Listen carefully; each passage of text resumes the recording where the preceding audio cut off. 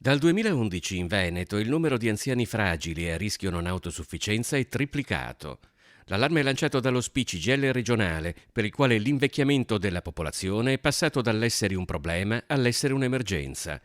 Secondo varie fonti, fra cui il Censis, 180.000 ultra 65enni non sono autosufficienti, circa il 16% degli anziani veneti. Moltissimi anziani che per varie patologie si trovano in una condizione di particolare fragilità e in molte situazioni si va verso la cosiddetta non autosufficienza. Purtroppo dobbiamo dire che i servizi che oggi vi sono nel territorio non sono all'altezza di questa necessità e di questa sfida. A marzo il Parlamento ha approvato la legge delega nazionale che affronta i temi dell'assistenza, eppure, a distanza di mesi, ci sono diversi nodi che rimangono aperti e non rendono il provvedimento efficace.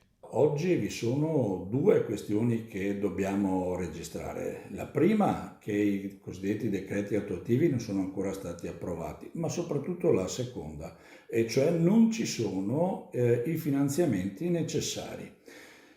Quindi noi diciamo non basta scrivere una norma, servono degli investimenti. In Veneto, secondo un'indagine di Italia Longeva, circa 30.000 ultra 65enni sono ospiti delle case di riposo e altri 24.000 godono di un'assistenza semiresidenziale.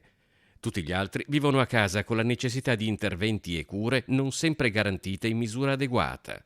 Questo è quindi un allarme che noi vogliamo lanciare, perché questo tema ci sembra sparito dalla discussione. Invece, secondo noi, questo deve essere uno dei temi prioritari che a livello nazionale, ma anche e soprattutto la nostra regione, deve porsi nei prossimi mesi.